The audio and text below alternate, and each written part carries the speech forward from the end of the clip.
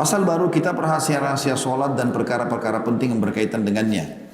Kata beliau, solat adalah tiang agama dan merupakan ketaatan yang utama. Terdapat hadis-hadis yang banyak yang masyhur tentang keutamaan solat. Jadi beliau tidak bahas itu. Keutamaan solat 5 waktu, keutamaan ke masjid, itu beliau tidak bahas. Kenapa? Itu bukan itu yang beliau ingin sentuh.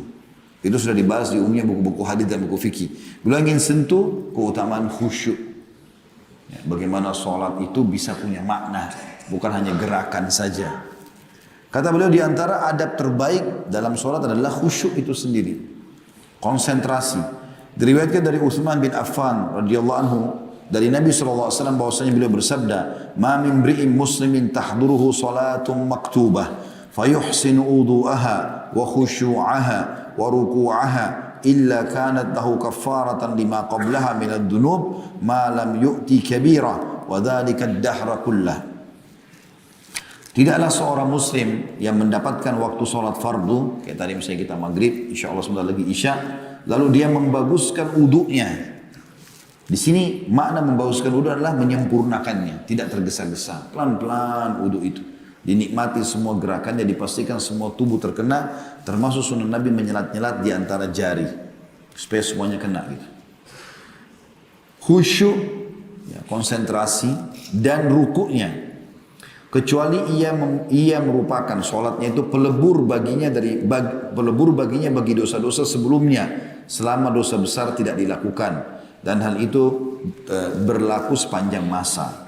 Hadis ini riwayat Muslim nomor 228. Juga dari Utsman radhiyallahu anhu dari Nabi SAW bahwasanya beliau bersabda, "Man shalla raka'ataini la yuhadditsu fihi ma nafsahu ghufira lahu ma taqaddama min dhanbi." Barang siapa yang sholat 2 rakaat sunnah atau wajib, di mana dia tidak berbicara kepada dirinya, dalam kurung dalam hatinya, di dalamnya. Kan biasanya bisikan dari hati, sehingga akhirnya kita ikutin bisikan itu. Mengingat pekerjaan, mengingat kunci hilang, mengingat untung, mengingat rugi, mengingat masalah. Syaitan unggung itu. Kata Nabi SAW, barang siapa yang sholat 2 rakaat, di mana dia tidak berbicara dengan dirinya. Dia tidak hiraukan, tetap konsentrasi baca-bacaannya sholat. Maka dosa-dosanya yang telah berlalu diampuni. Khusyuk dalam sholat, konsentrasi. Nanti akan dijelaskan tentu kiat-kiatnya habis ini ya. Hadis ini diriwayatkan Bukhari nomor 159, Muslim 226, Abu Daud 106. Ketika Abdullah bin Zubair radhiyallahu anhu, sahabat Nabi yang mulia, sholat, kata beliau, maka beliau seperti tonggak pohon karena khusyuknya. Dia sujud, lalu burung-burung hinggap di punggungnya karena menyangkanya pondasi dinding. Maksudnya karena lamanya sujud, tidak bergerak-bergerak sampai burung kira dia itu batu. Karena menyangkanya pondasi dinding. Suatu hari beliau sholat di Hijr Ismail. Nah, sudah kita tahu tentunya di Hijr Ismail adalah salah satu sudut ya, yang melengket di Ka'bah, dekat dengan Ka'bah, atau bagian dari Ka'bah sebenarnya. Lalu batu terlontar di depannya. Ada batu besar jatuh di depannya. Dan sempat menyeret sebagian bajunya. Maksudnya kena badannya dan bajunya sempat ketarik dengan baju itu. Tapi beliau sedikit pun tidak bergeming. Maimun bin Mihran rahimahullah berkata, aku tidak pernah melihat Muslim bin Yasar menengok dalam sholatnya sekalipun. Suatu ketika salah satu sudut masjid roboh. Orang-orang pasar pada panik. Namun dia tetap dalam sholat di masjid sama sekali tidak menengok. Jadi kadang ada syaitan menggoda kita untuk menengok ke sana, menengok ke sini, melihat sebuah benda atau segala macam. Ini kata Nabi SAW dalam sebuah hadis sahih, menengoknya orang dalam sholat seketika langsung balik lagi kepada sholatnya, itu adalah curian syaitan yang akan mengurangi pahalanya. Bila Ali bin Al-Husain berwudu, maka wajahnya pucat. Maka beliau ditanya, mengapa anda selalu pucat begitu saat berwudu? Maka beliau menjawab, tahukah kalian di depan siapa aku hendak berdiri atau sholat? Sebagian salafus saleh teman-teman saya tambahkan dalam riwayat-riwayat seperti ini, itu kalau mereka sholat, datang kumbang atau lebah, menyengat dahinya berdarah-darah, mereka tidak berhenti sholatnya. Seperti batang pohon yang kokoh. Tidak ada yang bisa ganggu, kan dalam sholat sudah selesai. Mereka betul-betul tahu kalau sholat itu sangat erat hubungannya dengan dia berhadapan dengan raja yang sebenarnya. Sebagian mereka kebakaran sekitar rumahnya, nggak bergerak sampai hangus semua rumah di sekitarnya. ditemukan oleh masyarakat setempat karena malam hari terbakar, besok pagi dia masih ada sama sejadahnya. Lalu ditanya, kenapa kau tidak melarikan diri semalam? Ya. Untungnya Allah selamatkan, semua terbakar kecuali dia sama sejadahnya. Dia mengatakan pada saat saya lagi sholat, saya dengar panggilan kalian. Tetapi saya tiba-tiba mengingat panasnya neraka, maka saya lebih konsentrasi dalam sholat saya supaya Allah selamatkan dari neraka. Dan terbukti Allah selamatkan, tidak terbakar. Ada subjudul yang lain, syarat-syarat batiniyah dari amal-amal hati. Ketahuilah bahwa solat mempunyai rukun-rukun, wajib-wajib dan sunnah-sunnah. Tetapi yang penting adalah ruhnya. Ruhnya solat adalah niat, ikhlas, khusyuk dan kehadiran hati. Jadi memang solat punya syarat-syarat, masuk waktu, hadap kiblat, pakai tutup aurat, seterusnya lah ya. Safnya rapi, itu iya. Tetapi ruh yang sebenarnya adalah niatnya dalam hati ikhlas atau tidak, khusyuk dan kehadiran hati.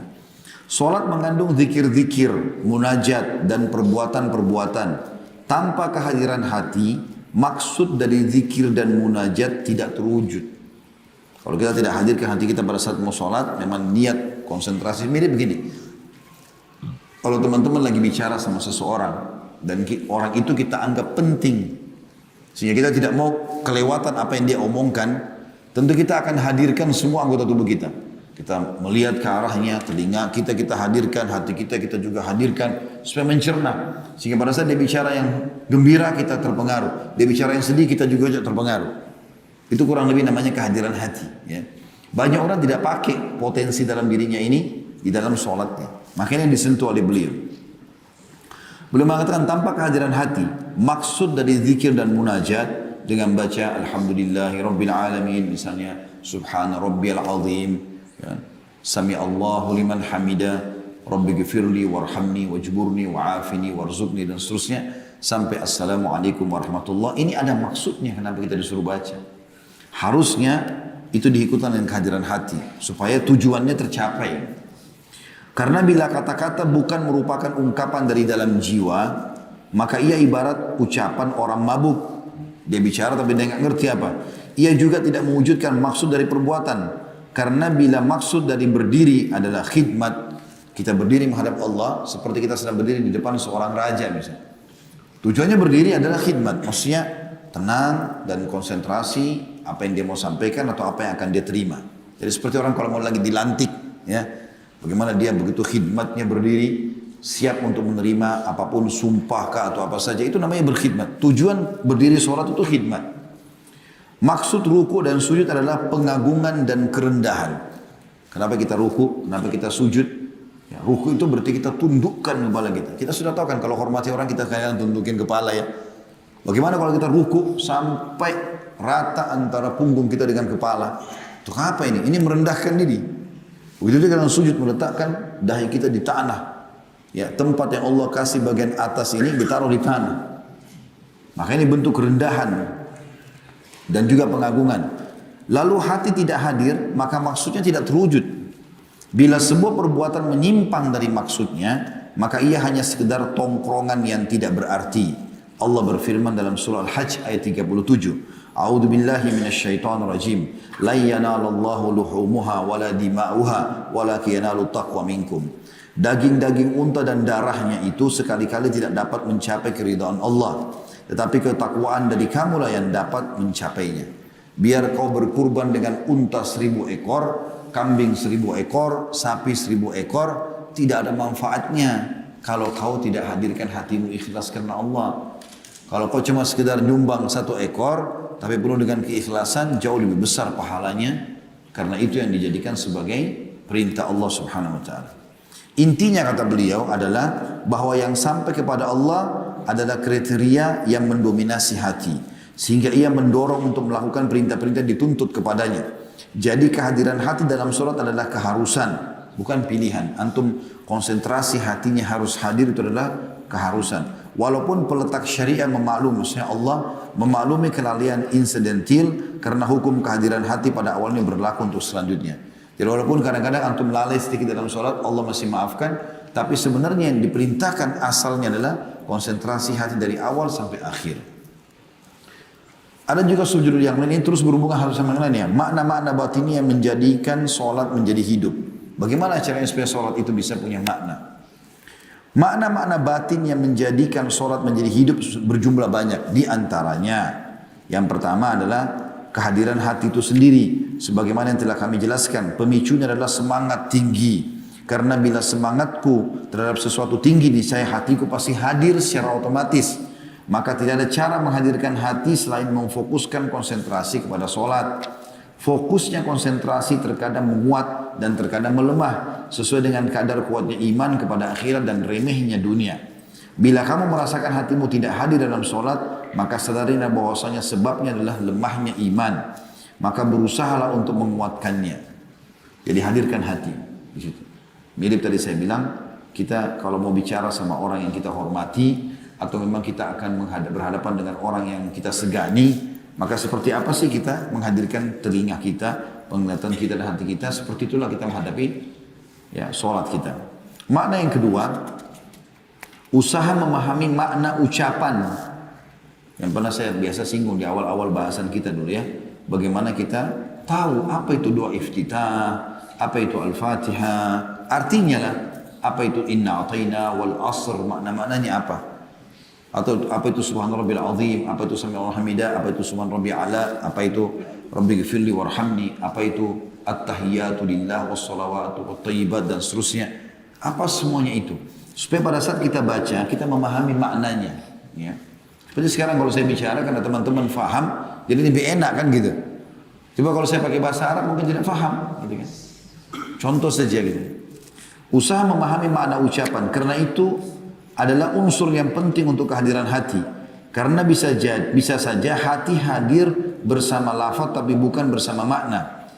Maka patut mengarahkan akal dalam upaya memahami makna dengan menepis bisikan-bisikan yang menyibukkan dan memutus bahan-bahannya. Karena bila bahan-bahan tersebut tidak diputus, maka pikiran tidak akan berpaling darinya. Unsur dasarnya bisa bersifat lahir, yaitu sesuatu yang melenakan pendengaran dan penglihatan, dan bisa jadi bersifat batin, dan ini yang lebih berat, seperti orang yang didera oleh tumpukan kesedihan di lembah-lembah kehidupan dunia. Pikirannya tidak terbatas hanya di satu bidang saja, menundukkan pandangan tidak berguna baginya, karena apa yang tertanam dalam hati sudah cukup menyibukkannya. Maksudnya gini, kalau orang mau sholat, misal contoh kita ambil sholat atau melakukan ibadah yang lain dulu, kita bicara sholat, karena di bab sholat, maka dia harus menghilangkan semua kesibukan dulu dari hatinya. Karena kalau orang sibuk dengan sesuatu, misalnya dia punya banyak masalah, ribut rumah tangganya, di PHK pekerjaannya, meninggal orang tuanya, misalnya bertumpuk semuanya satu kali, maka hatinya gundah, dia nggak bisa konsentrasi. Cara yang terbaik adalah dia coba memilah satu persatu, kemudian dia selesaikan. Biar selesai. Kalau enggak bisa. Maka dalam sholat seperti itu, dia harus menyelesaikan diri dari kesibukan itu semua. Obatnya kata beliau, bila unsur dasarnya bersifat lahir, maka dengan memutuskan apa yang menyibukkan pendengaran dan penglihatan, mendekat ke kiblat, memandang ke tempat sujud, menjauhi tempat-tempat yang berhias, tidak membiarkan sesuatu yang menyibukkan indrahnya. Jadi misalnya kalau secara lahir saja yang mengganggu kita, misal kita terganggu dengan suara bising, atau terganggu dengan penglihatan yang berwarna-warni di sejadah atau saja, maka kita tinggal pindah dari situ. Cari tempat yang tidak bising, cari juga tempat yang tidak ada warna-warninya. Karena Nabi SAW sholat sementara di depannya ada ambijaniyah. Itu ada footnote nomor 42, Ambijaniyah itu adalah nama sebuah kota sebenarnya ya. Di timur Halab, di negeri Syam. Dulu terkenal mereka itu membuat kain, bisa dipakai jadi sejadah, karpet, tapi banyak bunga-bunganya gitu. Pernah Nabi SAW punya itu di rumah, kemudian beliau sholat. Ternyata memiliki banyak corak-corak. Beliau lalu melepaskannya dan bersabda, Innaha alhatni anifa an sholati. Sesungguhnya kain ini melalaikanku dari sholat tadi. Beliau bilang begitu. Bila unsur dasarnya adalah bersifat batin di dalam hati. Tadi kan kalau yang zahir ya, kita lihat warna-warni, dengar suara bising, maka caranya kita hilangkan semua itu, pindah ke tempat yang lain supaya tidak terganggu. Kalau unsurnya batin dari dalam hati, maka jalan penanganannya adalah mengembalikan secara paksa kepada apa yang dibaca dalam sholat. Jadi kita lebih keraskan sedikit suara, lebih coba hadirkan fikiran, lawan itu. Dan menyibukkan diri dengan dari selainnya. Menyiapkan diri untuk itu sebelum sholat dengan menunaikan kesibukan-kesibukannya, berusaha mengosongkan hatinya, memperbarui atas dirinya ingatannya terhadap akhirat dan pentingnya berdiri di depan Allah dan kengerian hisab hari kiamat. Bila fikiran belum juga tenang dengan itu, maka hendaknya dia menyadari bahwa dia sedang memikirkan apa yang dia sukai dan gandrungi. Maka hendaklah dia membuang hawa nafsunya tersebut dan memutuskan hubungan-hubungan tersebut. Jadi kalau misalnya dia tidak lagi konsentrasi dalam sholatnya, berarti ada sesuatu hawa nafsu dunia yang sedang dia kejar. Harus dihilangkan sama dia itu. Ada seorang salafus saleh dulu, dia hafal Quran, dia nuntut ilmu, dia ibadah. Satu waktu dia beli seorang budak wanita di pasar. Waktu itu masih ada hamba sahaya, dia beli. Budak ini rupanya lincah, baik, dan orangnya cantik, lewat di depannya. Sempat menyibukkan dia. Sepintas jalan itu menyibukkan. Akhirnya membuat dia tidak bisa konsentrasi lagi. Dia mau nulis, dia lebih antara lihat buku, lihat tulisannya atau dia lihat perempuan itu. Maka dia bilang sama orang di rumahnya, bawa orang ini jual kembali di pasar. Karena dia beli tadi di pasar. Maka wanita itu mengatakan, kira-kira apa salahku? Aku buat apa, kenapa harus dijual gitu? Kata si pemilik rumahnya, kau tidak bersalah. Tapi kehadiranmu telah membuatku sibuk tidak lagi mau menuntut ilmu. Sudah selesai. Jadi dia memutus itu. Apa yang membuat dia tidak bisa sholat diputuskan sama dia. Kalau tadi beliau sarankan di sini, kalau ada kesibukan dunia selesaikan dulu. Dan usahakan selesai. Kita tahu, duhur masuk jam 12, sebelumnya kita sudah selesaikan urusan itu. Ketahuilah kata beliau, bila penyakit sudah bercokol dengan kuat, kalau seandainya sudah sangat kuat pengaruhnya urusan itu, urusan dunia itu, maka yang berguna melawannya hanyalah obat yang kuat pula. Kalau sudah terlalu kuat pengaruh dalam jiwa, sehingga kita tidak konsentrasi lagi sholat, selalu ingat laba keuntungannya, atau rugi usahanya, atau ributnya dengan keluarganya, atau segala macam. Maka butuh obat yang kuat. Bila penyakit kuat kata beliau, maka ia akan menarik orang yang sholat, dan orang yang sholat juga berusaha menariknya, sehingga terjadi tarik-menarik sampai selesai sholat. Perumpamaan hal ini adalah seperti seorang laki-laki yang berteduh di bawah pohon, hendak menenangkan fikirannya. Namun kicauan burung-burung di dahannya mengacaukannya. Sementara tangannya memegang sebilah kayu untuk mengusirnya. Fikirannya belum tenang dan burung-burung itu sudah kembali sehingga mereka menyibukkannya. Jadi kalau seandainya orang tidak konsentrasi sholat, menurut ibarat dari Ibnu Qudamah rahimahullah, seperti orang yang duduk di bawah sebuah pohon, dia mau tenangkan fikirannya. Kayak kita masuk masjid mau tenangkan gitu. Tapi masih ada kicauan burung, masih ribut burung-burung. Dia punya kayu, diusirlah burung-burung itu. Seperti orang kalau sholat dia cuma berusaha saja untuk supaya dia tidak terganggu dengan itu. Tapi begitu dia usir, begitu dia turunkan kayunya, burungnya bisa kembali, ribut lagi. Menurut beliau solusinya adalah beliau mengatakan di sini. Karena setelah mengusir burung-burung fikirannya belum tenang dan burung itu sudah kembali sehingga kembali atau mereka menyibukkannya lagi. Seseorang berkata kepadanya, apa yang terjadi padamu tidak akan pernah terputus. Bila kau ingin bebas, tebanglah pohon itu. Hilangkan itu yang mengganggumu. Supaya kau tidak lagi punya masalah itu. Masalah ribanya, masalah perzinahannya, hawa nafsunya ini. Hilangkan sudah, lawan. Supaya bisa kau dapatkan itu, uhusyuan. Demikian juga pohon hawa nafsu. Bila ia sudah membumbung tinggi dan dahan-dahannya bercabang, maka fikiran-fikiran akan tertuju kepadanya seperti burung-burung yang tertarik kepada pohon dan lalat kepada tempat kotor. Akibatnya umur yang berharga habis hanya untuk mengusir apa yang tidak bisa terusir. Dan sebab hawa nafsu yang menghadirkan semua fikiran-fikiran ini adalah cinta kepada dunia. Seseorang bertanya kepada Amr bin Abdul Qais, ini orang sangat terkenal ibadahnya. Kalau sholat khusyuk luar biasa itu. Ditanya, apakah jiwamu membisikimu dengan perkara dunia kepadamu dalam sholat? Padahal kau lagi sholat, kau pernah terganggu enggak? Dia mengatakan, ujung anak panah berkelebatan menusukku, anak panah banyak menusukku, adalah lebih aku sukai daripada aku menemukan hal itu. Maksudnya dia tidak pernah rasakan itu. Dia kalau sudah sholat, udah antara dia sama Allah. Mau ada binatang buas, mau ada musuh akan membunuh dia, mau jatuh batu besar, mau tabrakan, mau gempa bumi, sholat. Nggak ada urusannya. Nggak ada yang bisa memberhentikan dia dari sholatnya. Seperti itu. Ketahuilah bahwa memutuskan cinta dunia dari hati adalah sesuatu yang sulit. Lenyapnya ia secara total adalah terasa sayang. Maka hendaknya usaha diarahkan kepada apa yang memungkinkan darinya. Dan yang memberikan pertolongan dan taufik hanyalah Allah subhanahu wa ta'ala semata. Habis ini kita azan ya. Saya baca dulu makna ketiga. Mengagungkan Allah dan merasakan wibawahnya. Makna yang ketiga. Bagaimana bisa sholat itu punya makna? Yaitu mengagungkan Allah dan merasakan wibawahnya. Sebelum saya baca lebih jauh, saya ingin titik beratkan begini. Teman-teman, coba sering tonton di YouTube, tulis itu, keajaiban-keajaiban ciptaan Allah. Tonton tuh burung-burung, langit, pergantian siang malam, ceramah-ceramah, bukan lagi cuma ceramah masalah fikih, tapi ceramah menyentuh masalah keimanan.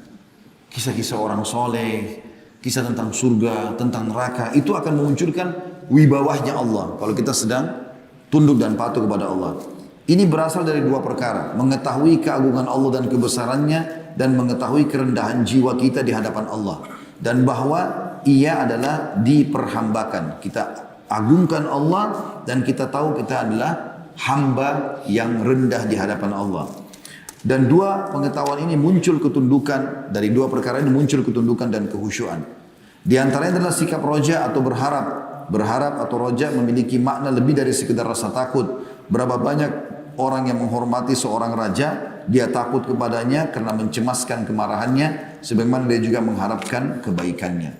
Artinya, berapa banyak orang yang bisa menghadirkan itu sebenarnya. Contohnya, dia pada saat menghadap kepada seorang raja yang disegani, satu sisi dia segan sama raja, di sisi lain juga dia mengharapkan ada pemberian, penghormatan dari raja itu. Sebenarnya potensi itu ada dalam diri kita, dan itu bisa kita dapatkan dalam sholat. Sebelum masuk ke pasal lanjutannya, di makna ketiga tadi masalah mengagungkan Allah itu, jadi misal teman-teman sekalian, ada banyak riwayat menjelaskan tentang bagaimana mengagungkan Allah. Seperti misalnya kita seringnya menziarahi kubur, mengantar jenazah sehingga melihat dan menyadarkan diri kita. Bukan kita menyadarinya, memang kita sengaja menyadarkan diri kita kalau kita akan seperti si mayit ini. Sering melihat geranda-geranda jenazah. Ya. Kemudian kalau kita lihat fenomena orang meninggal seketika, itu semua bisa menambah kesadaran kita. Begitu juga dengan orang-orang yang kena gempa, bencana, bagaimana mereka dicoba oleh Allah Subhanahu wa taala dengan segala macam cobaan, kayak sekarang ada virus yang tersebar dan seterusnya. Semua itu sebenarnya harusnya mengingatkan seorang mukmin tentang keagungan Allah Subhanahu wa taala. Dinukil oleh Imam Qurtubi rahimahullah, ini salah satu bentuk ijtihad seseorang. Saya pernah sampaikan kisahnya, tapi saya ingatkan kembali bagaimana dia berusaha untuk konsentrasi dan akhirnya khusyuk dalam ibadahnya kepada Allah dengan cara dia merasa secara pribadi dunia yang telah menyibukkan dia, maka dia melihat itu, dia mengambil ijtihad dan dia berusaha sampai akhirnya sekitar 20 tahun dia tinggal di Masjid Nabawi, kerjanya cuma 5 waktu sholat, ibadah kepada Allah Subhanahu Wa Taala. Kisahnya ada dia seorang yang sukses di Madinah, dan satu hari pada saat umurnya sudah mencapai sekitar 40 tahunan, dia melihat dirinya di cermin. Ada satu lembar jenggotnya putih. Tiba-tiba saja pada saat itu dengan kuasa Allah Subhanahu wa taala, dia merasa ketakutan. Dan dia mengingat tafsir firman Allah Subhanahu wa taala, "Wa qad ja'akumun nadhir." Telah datang kepada kalian peringatan-peringatan. Kata ulama tafsir, peringatan itu bisa rambut uban yang muncul, bisa juga yang meninggalnya orang-orang terdekat, bisa juga lahirnya anak-anak. Dengan adanya anak-anak berarti sudah ada generasi pengganti kita. Bisa juga dengan kenaknya penyakit demam, itu sudah tanda-tanda kematian semua, dan seterusnya. Gitu kan. Maka dia mengambil kesimpulan, kalau dia sudah dekat dengan kematian, karena ketakutannya dan dia tiba-tiba muncul rasa takutnya, dia di Madinah, waktu itu dia jarang ke masjid. Tapi pada saat itu dia pergi ke Masjid Nabawi, dia tinggal di Masjid Nabawi, dan dia buat dirinya seakan-akan jadi gila. Maka setiap kerabatnya datang mau menyelamatkan dia, mau mengajak pulang, dia selalu buat dirinya seperti orang gila, ngomong sendiri segala macam. Sampai mereka pulang, dia tinggal di masjid. Padahal dia tidak gila sebenarnya. Sampai setelah jalan beberapa tahun seperti itu, kerjanya dia kalau orang sudah bubar, orang pergi kerja pagi hari, dia bersih-bersih masjid. Sibuk dengan itu, nata-nata, Al-Quran, dan seterusnya. Maka satu waktu ada orang datang dari Irak, datang ingin menziarahi kuburan Nabi SAW dan juga sholat di situ selama 3 hari. Dia ingin tinggal dalam masjid, dia tidak ingin tinggal di luar. Maka dia lihat satu-satunya di masjid cuma orang ini saja. Tapi orang ini agak unik. Setiap kali ada orang ajak ngomong, dia buat dirinya seperti orang gila, ngelantur ngomongnya. Tapi kalau orang-orang sudah bubar, dia baca Quran, dia berzikir, bersihin masjid. Kata orang ini kayak bukan orang gila, nggak mungkin orang gila gitu. Terus saja diikutin sama dia, termasuk di malam hari sholat tahajudnya, khusyuk, nangis, dan setiap malam selalu ziarah kuburan Baqi. Kalau ziarah kuburan Baqi, dia selalu sebutkan, ya Allah, kalau sudah tiba saatnya, maka aku sudah siap. Kalau belum siap saatnya, atau belum tiba saatnya, mudahkanlah aku untuk beribadah kepadamu. Dia membahasakan itu. Orang ini dari Irak ini dengar. Intinya setelah 3 hari berlalu, orang ini pamit dengan orang masjid yang sudah dikenal, termasuk dia datang kepada orang ini. Begitu dia dekati, langsung orang ini kayak buat dirinya orang gila. Kata anak muda dari Irak ini, ketahuilah wahai orang tua, sesungguhnya aku tahu anda tidak gila. Aku ini datang 3 hari di sini dan 3 hari aku perhatikan semua yang anda lakukan ini bukan orang gila. Anda cuma buat diri anda gila kalau ada orang ngajak ngomong, gitu kan? Memang dia sempat tanya beberapa orang masjid di situ, orang Irak ini, mereka bilang itu orang gila sudah sekian tahun gila di sini masjid. Kalau keluarganya mau datang jemput pasti dia sembunyi di belakang kuburan Nabi, belakang rumah Nabi, supaya dia nggak dipanggil pulang gitu. Maka tiba-tiba orang itu diam, langsung dia mengatakan, apa kau tahu saya tidak gila? Dia bilang iya. Tapi kata anak muda itu, saya ingin tahu kenapa, apa ceritanya? Dia bilang, ketahui wahai anak muda, saya ini termasuk orang yang paling kaya di Madinah, sukses semua usaha saya gitu. Tapi satu waktu saya lihat diri saya di cermin berapa tahun lalu ada jenggot putih, saya takut kalau itu adalah tanda ajal saya, maka saya tinggalkan semuanya itu, saya berikan kepada anak-anak saya, lalu saya sibuk di Masjid Nabawi. Dengan begini, saya tidak pernah ketinggalan sholat 5 waktu, saya tidak pernah ketinggalan baca hizib-hizib Al-Quran setiap hari, zikir pagi petang dan seterusnya, sebagaimana kau ketahui, saya pun bisa berkhidmah dari Masjid Nabawi. Begitu mereka menyelamatkan dirinya, tapi ini ijtihad tentunya.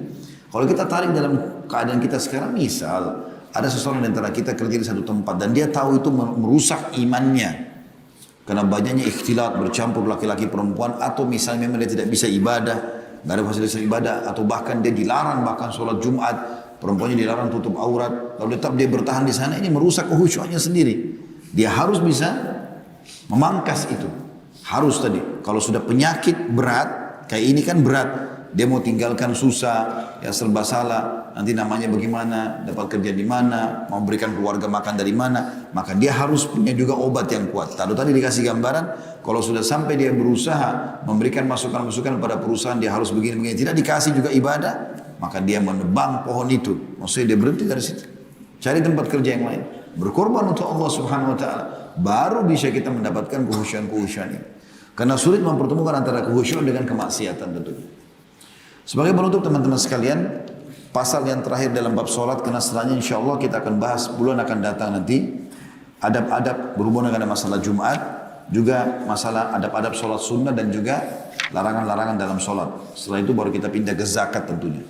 Maka dalam masalah sholat ini, yang 5 waktu maksudnya, kita ada pasal tersisa, rincian tentang apa yang patut hadir dalam hati pada setiap rukun dan syarat dari bacaan dan serta gerakan sholat. Kata beliau, orang yang sholat hendaklah berharap pahala dengan sholatnya, ngejar targetnya seperti orang kerja, ngejar poin atau gaji atau bonusnya. Sebagaimana dia takut hukuman bila melalaikannya, sebagaimana dia takut dipecat dari kantor kalau tidak kerjakan pekerjaannya. Orang yang sholat hendaklah menghadirkan hatinya pada segala sesuatu dari sholat, apapun dilupakan sama dia. Bila mendengar panggilan muadzin, hendaknya mengumpamakannya dengan panggilan kiamat dan menyingsingkan lengan baju untuk segera memenuhinya. Merenungkan dengan apa dia menjawab dan dengan badan apa dia hadir. Bila dia menutup auratnya untuk segera menghadiri sholat, maka hendaknya dia mengetahui bahwa maksud darinya adalah menutupi aib-aib pada tubuhnya dari pandangan manusia. Jadi bukan cuma sekedar pakai baju supaya masuk dalam syarat sholat, tetapi dia lebih mengambil pelajaran bahwasanya sholat mengajar dia untuk menutupi aib-aibnya. Maka hendaknya dia mengingat aurat batin dan aib hatinya yang tidak diketahui kecuali oleh Allah. Jadi bukan cuma sekedar tutup kulit kita atau aurat secara lahirnya, tapi secara batin ini banyak. Apa yang jadi masalah dalam hati kita, dalam pikiran kita, itu harus dibersihkan kata beliau. Maka hendaklah dia mengingat aurat batin dan aib hatinya yang tidak diketahui kecuali oleh Allah, dan tidak ada yang bisa menutupinya darinya, dari Allah. Dan bahwa yang akan melebur aib-aib batin adalah penyesalan, rasa malu dan rasa takut. Bila menghadap kiblat, maka dia telah memalingkan wajahnya dari segala arah menuju arah Baitullah. Maka hendaklah, maksudnya Ka'bah, maka hendaklah seseorang menyadari bahwa memalingkan hatinya kepada Allah adalah lebih patut dari itu. Nanti kalau sekarang teman-teman sholat kayak kita sebentar, semua kita pasti hadap kiblat, gak mungkin kita melawan arah kiblat.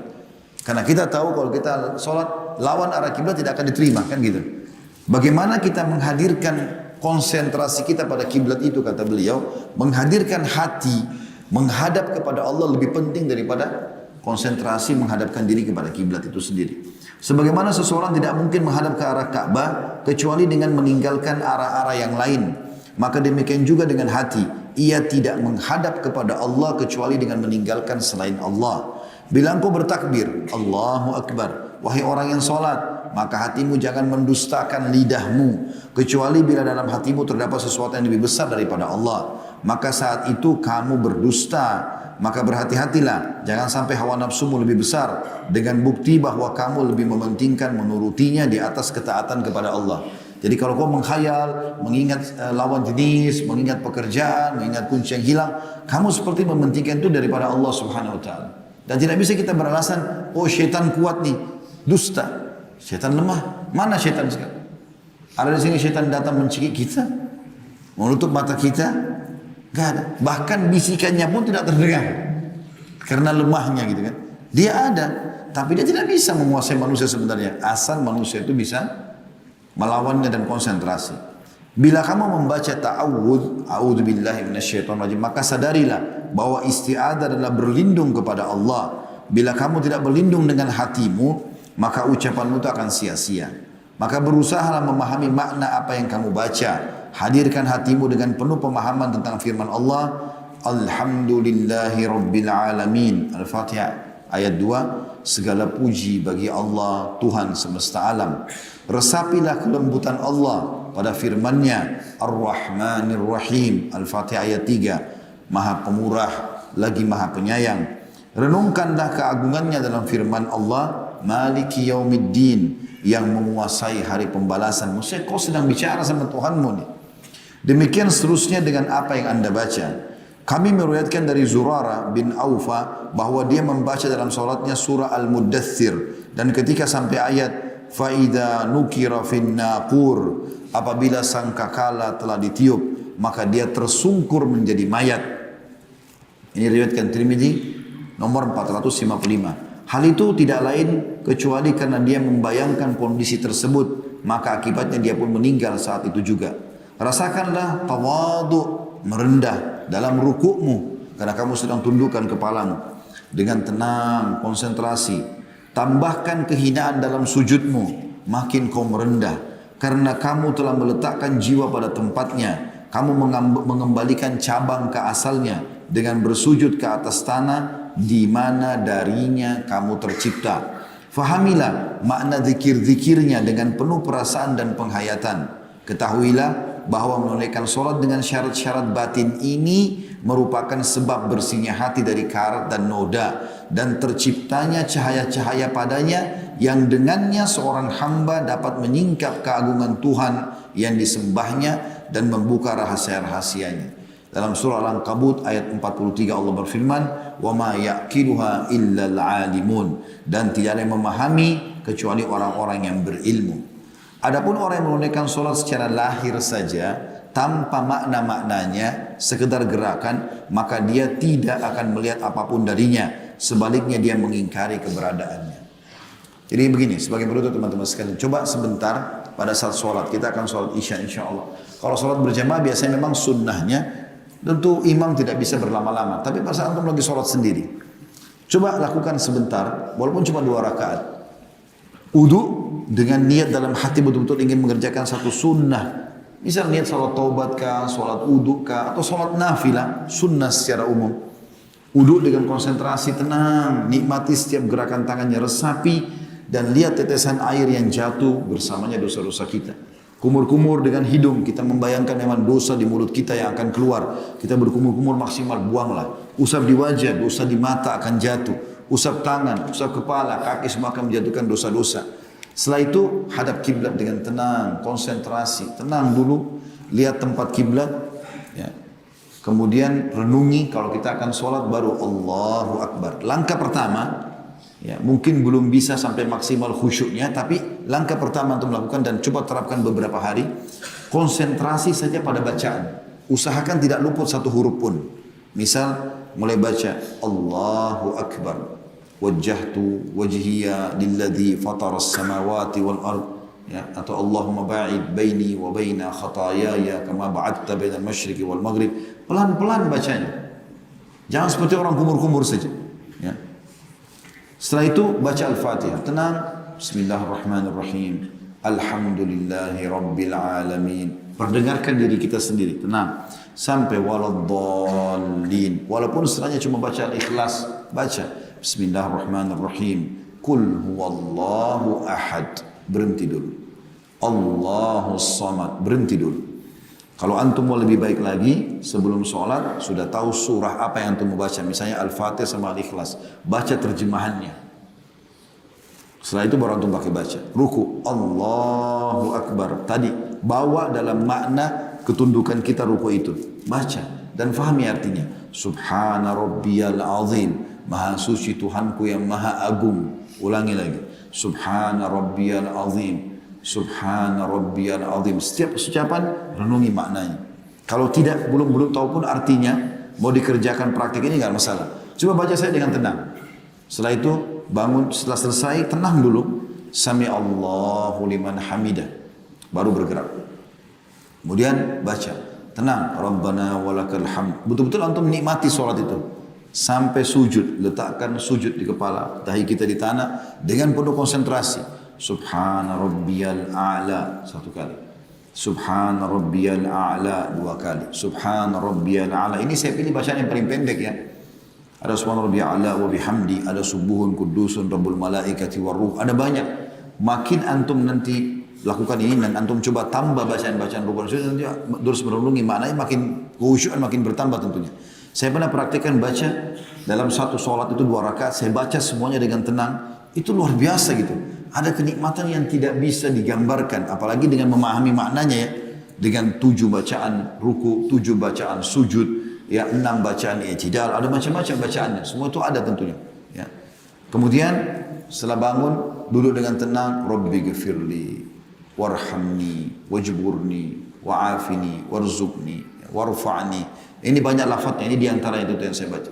Kemudian sujud lagi dengan tenang. Intinya seperti itu rakaat kedua, lalu tahiyat. Duduk dengan tenang, baru at-tahiyatu lillah, wassalawat, wattayyibat. Terus dibaca dengan tenang sampai selesai. Kalau yang itu berhasil lakukan, antum sudah masuk ke tahap pertama kehusyuan itu. Itu saya dulu dijaga. Mau lebih tinggi tadi saya bilang, pahami maknanya. Mau lebih tinggi lagi nanti, tambah jenis-jenis bacaan dalam sholat itu ragam yang Nabi SAW ajarkan. Dengan memahami maknanya. Kalau antum bisa jaga itu, akan terasa konsentrasi yang luar biasa. Dan sampai pada tingkat nanti seperti yang digambarkan oleh Ibnu Qudamah rahimahullah, kita sholat betul-betul sudah tidak terasa apa-apapun di sebelah kita. Ya, sebagian ulama salaf dinukil, kalau mereka lagi sholat walaupun di hutan yang lebat, maka gelap itu seperti terang benderang. Ya, rumput yang dan banyak binatang buas itu seperti karpet yang mewah, dan mereka dengan tenang konsentrasi menikmati sholatnya. Sebagai penutup, pernah ternukil seorang sahabat Nabi lagi berjaga pasukan malam hari, kemudian dipanah dadahnya oleh seorang musuh. Lalu dia tidak bergerak sama sekali, padahal anak panah ini bukan semut atau nyamuk yang menggigit. Setelah itu musuh melemparkan lagi anak panah yang kedua, kena di titik sebelahnya, sobek lagi, berdarah lagi, tidak bergerak. Sampai terkumpul 7 atau 8 anak panah. Udah berat dia rasa, maka dia pun ruku. Waktu dia ruku, musuh lari. Baru tahu kalau ini manusia, dan tidak mungkin ada manusia bisa bertahan seperti ini. Luar biasa dia khusyuk dalam sholatnya. Lalu kemudian dia selesai salam, dia mengatakan, demi Allah, kalau seandainya saya bukan khawatir, kalau saya terbunuh, dia lepas lagi anak panah saya terbunuh, Rasulullah SAW dan para sahabatnya terbunuh nanti, diserang tiba-tiba, maka aku akan selesaikan surah Al-Kahfi yang aku baca pada sholat itu. Jadi sampai tusukan tombak pun atau tusukan anak panah pun tidak terasa bagi dia. Karena konsentrasi yang dia rasakan atau dia sudah khusyuk. Allahu a'lam.